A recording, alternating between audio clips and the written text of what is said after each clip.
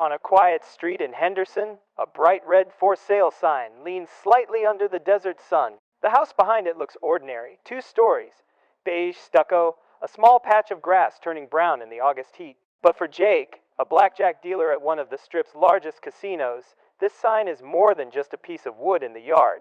It's a symbol of something bigger happening across Las Vegas. 2 years ago, Jake watched his friends brag about homes selling in just 2 weeks. Some even sold in days, above asking price, with bidding wars that felt more like poker tables than real estate deals. Today, his own home has been sitting unsold for nearly 60 days. Each week, he lowers the price, hoping for an offer, wondering if the market that once felt unstoppable is finally running out of luck. Las Vegas has always been a city built on risk, on bets placed with shaky odds. But what happens when the gamble isn't on a roulette wheel, but on the place you call home? That's the story unfolding now, and why some believe the housing bubble here is about to burst. For decades, Las Vegas has been more than just a playground for tourists. It has also been a city where ordinary Americans believed they could build a better life. After the crash of 2008, homes that once seemed out of reach suddenly looked affordable. By 2015, investors from California, Arizona, even New York were driving into town with cash in hand, buying up entire streets. Locals watched neighborhoods transform almost overnight. Back then, the story sounded simple. Vegas was on the rise again. Casinos were booming, new restaurants were opening, and the Raiders football team was preparing to move in. For families like the Carters, a young couple who moved from Los Angeles to escape sky-high prices, the dream was clear. They bought a 3-bedroom home in Henderson for just under $250,000 in 2016. Friends in California couldn't believe it. "You got a whole house for less than a condo here," one of them joked. By 2020, demand had exploded. People fled crowded coastal cities during the pandemic, looking for space and sunshine. Mortgage rates hit historic lows, hovering near 3%. Suddenly, homes in Las Vegas were selling faster than ever. Realtors told stories of buyers lining up outside properties, offering $30,000 or even $50,000 over asking price just to win the deal. Samantha, a real estate agent who has worked in Vegas for 2 decades, remembers those days vividly. "It was chaos," she says. "I had listings where 10 offers came in the same weekend. People were waiving inspections, writing letters about how much they loved the kitchen, anything to stand out. It felt unstoppable. For many locals, this was the jackpot they had been waiting for. Homeowners who once struggled to break even suddenly watched their equity soar." Jake, the casino dealer we met earlier, saw the value of his modest 2-story home climb from $280,000 to over $450,000 in just a few years. He thought about refinancing, maybe even buying a rental property. "Everyone said, real estate only goes up," he recalls. And for a while, it really felt true. But beneath the excitement, there were early cracks. Prices were climbing faster than wages. Investors snapped up properties not to live in, but to rent short-term on platforms like Airbnb. Neighborhoods once filled with kids on bikes became revolving doors of weekend tourists. For some longtime residents, the dream of homeownership was starting to feel out of reach. Still, the momentum carried on. By 2021, the median price of a single-family home in Las Vegas crossed $400,000 for the first time in history. Newspapers celebrated the boom. Local television stations ran segments about how the city was one of the hottest housing markets in the entire country, and for a while, nobody wanted to hear about risks. Vegas was winning again, or so it seemed. By the summer of 2024, the mood around Las Vegas real estate was shifting. The same streets that once showed bidding wars and open houses with lines out the door were now lined with for sale signs gathering dust. Samantha, the veteran realtor, noticed it first. "I had a listing in Summerlin," she recalls. "Beautiful place, 3 bedrooms, granite counters, a pool in the backyard. Last year it would have sold in a weekend. This time it sat for 50 days. We cut the price 3 times before an offer came in." Stories like Samantha's began to multiply. In Henderson, a family slashed their asking price by $20,000 just to draw interest. In North Las Vegas, some investors quietly pulled their short-term rentals off the market, tired of new regulations and slowing demand. Even in the Strip's shadow, where condos once promised quick profit, buyers were hesitating. The numbers backed up the whispers. The median single-family price slid to about $440,000, down just over 2% compared to the year before. Days on market stretched past 55, nearly double the pace from 2 years earlier. Inventory climbed by more than 30% year over year, giving buyers more options but leaving sellers anxious. Jake, the casino dealer trying to sell his home, felt the shift firsthand. "At first, I thought maybe it was just bad timing," he admits. "But then I looked around my neighborhood. Every other house had a sign out front. My buddy down the street dropped his price 10 grand. Another one moved out and rented their place instead. That's when I realized it wasn't just me. Something bigger was happening." In coffee shops and break rooms, the conversation turned from "How fast did your house sell?" to "How long has yours been sitting?" For locals who remembered 2008, the déjà vu was unsettling. But for newer residents who only knew the boom years, the slowdown felt like a foreign language. Not everyone agreed on what it meant. Optimists argued that Vegas was simply cooling after years of unsustainable growth. "It's healthy," one real estate blogger wrote. "The market needs to breathe." But pessimists warned that the city's unique dependence on tourism and service jobs could make even a mild slowdown dangerous. Samantha tried to strike a balance with her clients. She explained that 4 months of inventory doesn't mean collapse, but it does signal a shift in power from sellers to buyers. And in a city built on psychology, that shift can be everything. Once people think prices are falling, she says, they stop rushing to buy. They wait, and that waiting can make the drop worse. By late 2024, the Vegas dream of easy sales and instant profit was fading. In its place came doubt, hesitation, and a nagging question. Was this the start of something bigger, or just a pause in the action? Las Vegas is unlike any other housing market in America.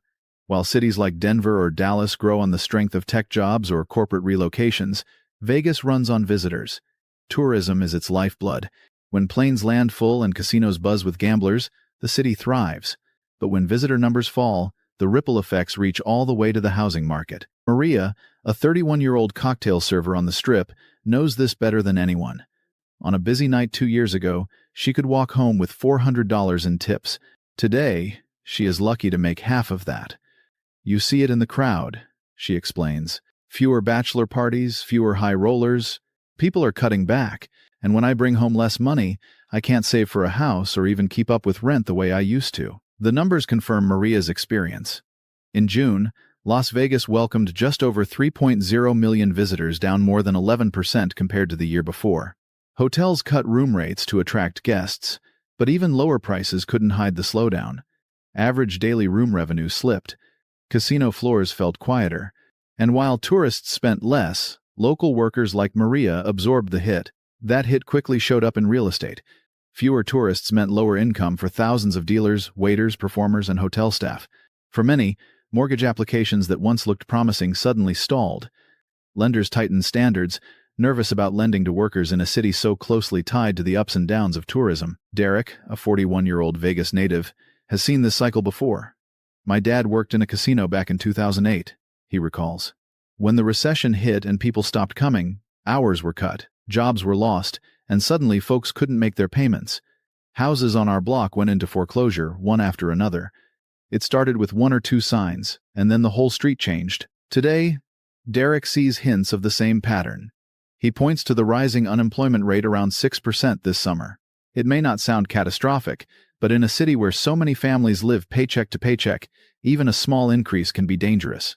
Vegas doesn't have the safety net some other cities do, Derek says. We don't have big tech companies or major banks here. When the tourists stop coming, everything slows down, and the tourists are slowing down. Analysts point to higher airfare, tighter budgets, and competition from new destinations. Meanwhile, the city itself is more expensive. Resort fees, parking charges, and inflated food costs have left some visitors feeling ripped off. Social media is full of complaints. Vegas isn't worth it anymore. Each skipped trip is another small dent in the local economy. Another reason a family like Maria's hesitates before committing to a 30-year mortgage. The housing market, so often discussed in terms of numbers, is in fact deeply human. When people like Maria take home less, they spend less. When Derek's neighbors worry about losing hours, they delay upgrades or postpone moving. When Jake, the dealer, struggles to sell, he sees his own story mirrored across the valley. Las Vegas is a city of lights, but its real estate market runs in the shadows of tourism and jobs. Without steady visitors and steady paychecks, the dream of easy homeownership begins to flicker. And as the Strip slows, so too does the confidence of buyers leaving the housing market to wobble on uncertain ground. For many families in Las Vegas, the hardest part of buying a home today is not finding one, it's affording one. Prices may have cooled slightly, but the true weight falls in the monthly payments. Take the Lopez family, for example. Anthony works in hotel security, while his wife Carla is a nurse at a local clinic. Together, they earn close to $80,000 a year. On paper, that sounds comfortable. But when they sat down with a lender to explore buying a modest 3-bedroom home in Henderson, reality hit them like a cold wind. At a mortgage rate of 6.5%, their monthly payment on a $440,000 home would exceed $2,800 before taxes, insurance, and utilities. Renting a similar place costs them just under $1,900 a month. "We wanted to own," Carla says softly, "but the math doesn't make sense. It feels like we're being punished for trying to build a future." They're not alone. Across the valley, would-be buyers are hitting the same wall. Rising property insurance premiums, higher HOA dues, and inflated utility bills add hundreds more to the monthly load. For young couples, saving for a down payment while juggling student loans and childcare feels impossible. For retirees, fixed incomes don't stretch the way they once did. Even those who already own feel squeezed. Maria, the cocktail server whose tips have dropped, admits that her mortgage payment now takes nearly half her paycheck. She refinanced during the boom, hoping to renovate, but now regrets the extra debt. "I thought my income would keep rising," she says. Instead, everything else got more expensive. Samantha, the realtor, puts it bluntly. "It's not just about prices. It's about affordability. When the cost to buy is so much higher than the cost to rent, people will choose to rent. And when enough people make that choice, the market slows down." The affordability crunch doesn't just affect individuals, it shapes entire neighborhoods. Streets once filled with young families now see fewer buyers moving in. Some homes turn into rentals.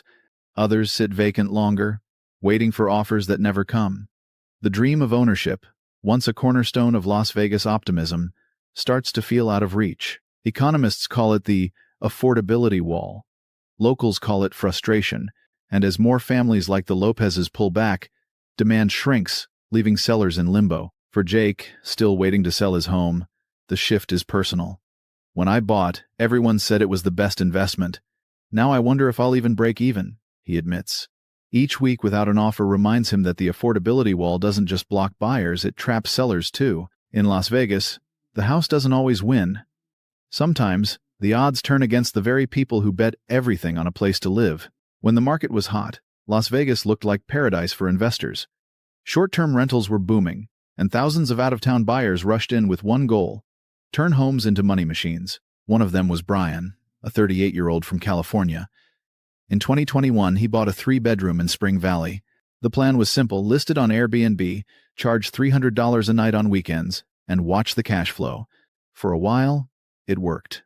He bragged to friends that his Vegas property paid for itself in less than 2 years. But the city had other plans. As short-term rentals spread, complaints grew louder. Locals worried about noise, parties, and constant turnover in their neighborhoods. Clark County tightened its rules, demanding permits, inspections, and steep fines for violations. Suddenly, Brian's side hustle wasn't so easy. He spent months fighting paperwork and paying penalties. "I thought I was buying freedom," he admits. "Instead, I bought a headache." Brian isn't alone. Across the valley, hundreds of small investors are facing the same gamble. Homes they counted on for fast profit are now sitting empty or struggling to attract bookings. The slowdown in tourism only adds pressure. With visitor numbers down more than 11%, fewer travelers mean fewer renters. And when the cash flow dries up, the mortgage doesn't wait. For some, the math turns brutal. A property that once cleared $2,000 a month above expenses may now lose money. Owners slash nightly rates, hoping to stay competitive, but that only deepens the pain. A few have decided to sell. Yet in today's market, selling isn't simple either. Buyers know the risks and drive hard bargains. Realtor Samantha has guided more than one panicked investor through the process. They come to me saying, "I need to get out," she explains. But they expect the prices from 2 years ago. I have to tell them that market is gone. If you want to sell now, prepare for cuts. The gamble extends beyond short-term rentals. Larger investors who scooped up multiple properties during the boom now face the same affordability wall as ordinary buyers. Higher interest rates, rising insurance, and falling rents squeeze their returns. Some can hold on, others can't. And then there is the shadow of water. Lake Mead, the massive reservoir that sustains Las Vegas, continues to struggle. While officials insist there will be enough for residents, the perception of scarcity lingers. For long-term investors, that perception matters. It feeds doubts about sustainability, doubts that weigh on property values. Derek, the lifelong local, shakes his head. Vegas isn't like other cities. Here, everything feels like a bet. You bet on tourists showing up. You bet on the laws staying in your favor. You bet on the water lasting. Sometimes you win. Sometimes you lose. The investors who rushed in thought they were sitting at the high roller table. But as the rules change and the chips run out, many are learning a lesson. Vegas has taught countless gamblers before. The house almost always wins. The signs were subtle at first, a few more price cuts, a few more for sale signs that lingered. But by the middle of 2025, deeper cracks began to show. On a quiet block in North Las Vegas, the Hernandez family faced a notice taped to their front door: foreclosure. Javier, who worked as a stagehand on the Strip, had lost hours as shows cut back. His wife picked up shifts at a diner, but the math no longer added up. After months of juggling bills, they fell behind. The bank moved quickly. "We never thought it would happen to us," Javier said, his voice low. "But the house just slipped through our fingers." Stories like theirs spread uneasily. Nevada once again ranked near the top in foreclosure rates, one filing for every 2,300 homes. It wasn't the avalanche of 2008, but it was enough to remind people how fast things can unravel. Each new foreclosure added weight to the market, pushing prices down just a little more, leaving neighbors nervous about what might come next. Jake, the casino dealer trying to sell his own home, watched the pattern closely. He drove past the Hernandez house one afternoon and felt a chill. "That's the same sign I remember from my old neighborhood back in '08, he thought. First one, then another, then the whole street. Realtor Samantha, who lived through that era too, insists it's not the same, at least not yet. Lending rules are stricter, and most owners today have more equity. But even she admits the emotional scars never healed. "Vegas remembers," she says. "The minute people see foreclosures pop up, they get scared. Fear spreads faster than numbers. And fear itself is a kind of crack. It discourages buyers from making offers. It pressures sellers into deeper discounts. It turns a slowdown into a spiral. Meanwhile, confidence is tested by more than just housing headlines. Water levels at Lake Mead still hover low, feeding worries about the future. Tourists continue to cut back, trimming the wages of service workers. Families like the Lopezes, who once dreamed of buying, keep renting instead. Investors like Brian, burned by short-term rental rules, look for ways out. Each story is another fracture in the foundation. Vegas is a city built on spectacle, giant fountains, neon towers, illusions that make you believe anything is possible. But beneath that spectacle lies a fragile reality. When the paychecks shrink, when the tourists pause, when the bills grow heavier, the dream of homeownership cracks. Walking through his neighborhood one evening, Derek, the lifelong local, summed it up: "This place is like a stage set. It looks solid, but sometimes all it takes is one push, and the whole wall comes down." The question now hangs heavy over Las Vegas. What happens next? For some, the answer is optimism. They argue the city is merely cooling after years of unsustainable growth. "We're not crashing," insists one local economist. "We're correcting. Inventory is still below the national average. Demand will return." These voices see the slowdown as a chance for balance, a market that breathes rather than overheats. But others see darker clouds. With tourism down more than 11% year over year and unemployment creeping near 6%, they warn of a domino effect. If visitors keep cutting trips, if casinos cut more jobs, if foreclosures tick upward, then the fragile housing market could tip from slowdown into decline. Realtor Samantha imagines three possible paths. The first is the soft landing. Prices edge down a little, maybe 5 to 10% in the most overheated neighborhoods, before stabilizing. Buyers return cautiously. Sellers adjust expectations. The market breathes, and Vegas avoids disaster. The second is the bear case. Tourism continues to stumble. Unemployment climbs to 6.5% or higher. Investors dump properties they can no longer rent. Foreclosures rise, not in a flood but in a steady stream, enough to push values down 15% or more. Neighborhoods once buzzing with optimism begin to look tired, worn. Confidence fades. The third is the bull case. Mortgage rates dip significantly. Events like concerts and sports championships pull visitors back, and Vegas reclaims its allure. In this world, prices hold steady, maybe even climb again, though not at the breakneck pace of years past. Which path will it be? Nobody knows for certain. What is clear is that Las Vegas remains a city defined by risk. Its economy, its identity, even its homes rest on the ebb and flow of chance. Jake, still waiting to sell his house, voices what many feel. It's like sitting at the table. You don't know if the next card is going to make you or break you. You just hope the odds are with you. Maria, the cocktail server, shrugs when asked if she still dreams of buying. Someday, maybe. But not right now. I can't gamble with my future. Derek, the lifelong local, stands in front of the sphere as it glows against the desert night. Vegas always reinvents itself, he says. But sometimes it has to fall before it rises. The Strip's neon lights continue to shine, but behind the glow lies a quieter truth, a housing market at a crossroads, caught between the promise of stability and the threat of collapse. In the end, Las Vegas has never been just about casinos or shows. It has always been about the gamble on fortune, on luck, on tomorrow. Today, that gamble isn't on the blackjack table. It's in the homes, the mortgages, the families who wait to see what comes next, and as every gambler in this city knows, the only certainty in Las Vegas is that the odds can change in an instant.